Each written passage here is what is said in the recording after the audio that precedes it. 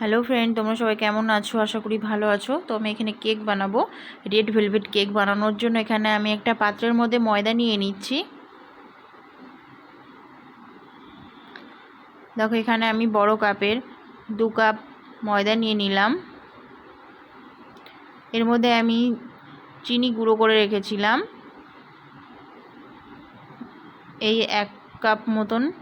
1 কাপের থেকে একটু বেশি আমি চিনি গুঁড়োটা দিয়ে দিলাম। এবার কিছুটা পরিমাণ মতো বেকিং পাউডার আর বেকিং সোডা দিয়ে দেব।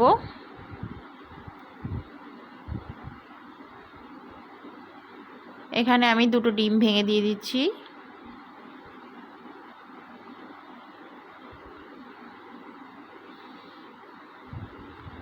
তো এর মধ্যে আমি কিছুটা বাটার গলিয়ে দিয়ে দিলাম। সামান্য রিফাইন্ড অয়েল দিয়ে দিলাম। দিয়ে এটা ভালো করে মিক্সড করে নেব।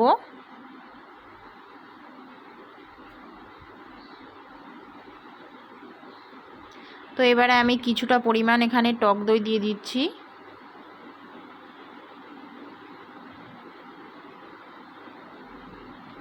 টক দইটা কেকের মধ্যে দিলে কেকটা খুবই সফট আর টেস্টি হয় খেতে। টক দই দিয়ে ভালো করে আমি এটা মিশিয়ে নিচ্ছি।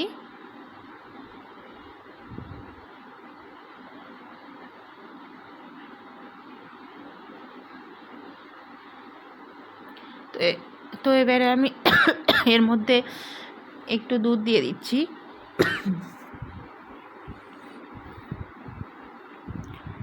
কিছুটা পরিমাণ দুধ দিয়ে অল্প অল্প করে ভালো করে মিক্সড করে নিতে হবে, ফেটিয়ে নিতে হবে, ভালো করে ব্যাটারটা তৈরি করে নিতে হবে। তো তার জন্য আমি এখানে অল্প অল্প করে দুধটা দিয়ে দিচ্ছি। তো ফেটিয়ে আমি এর মধ্যে এখন আমি রেড অ্যারোমা এসেন্স দিয়ে দিচ্ছি। রেড ভেলভেটের যে অ্যারোমা এসেন্স, এখানে কিছুটা পরিমাণ দিয়ে দিলাম। দিয়ে ভালো করে মিশিয়ে নেব।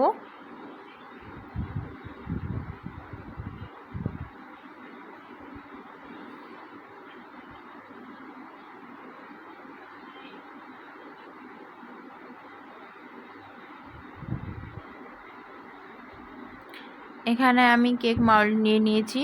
কেক মাউল্ডের মধ্যে একটু অয়েল লাগিয়ে আমি বাটার পেপার দিয়ে দিয়েছি। তো এবারে এর মধ্যে আমি ব্যাটারটা ঢেলে ভালো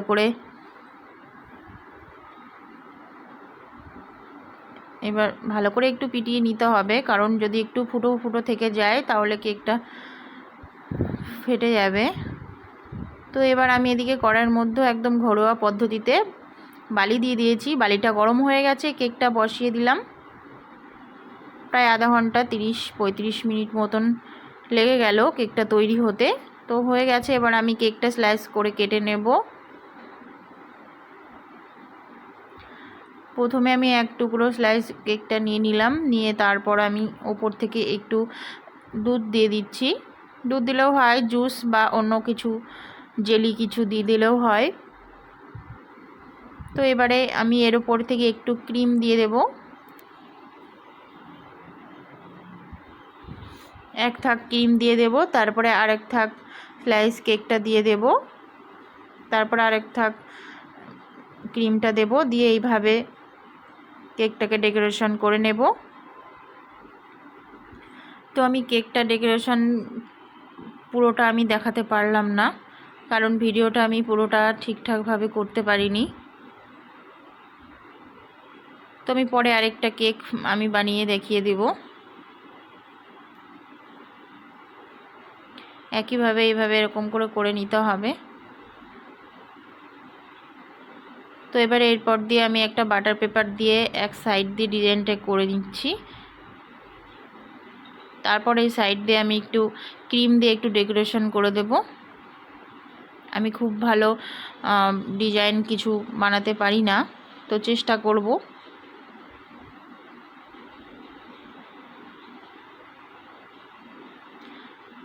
তো কেকটা কেমন হয়েছে তোমরা আমাকে কমেন্টে জানাবে। আর যদি ভালো লেগে থাকে তাহলে লাইক বেশি বেশি করে শেয়ার করবে, সাবস্ক্রাইব করে দেবে।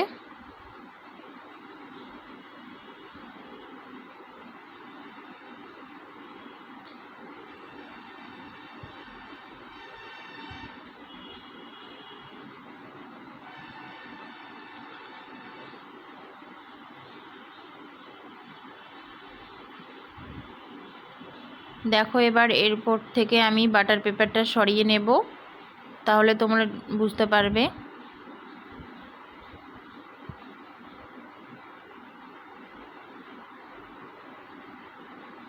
ব্যাস, এবার এই পাশ দিয়ে আমি একটু ক্রিম দিয়ে ফুল ফুল বানিয়ে দেব।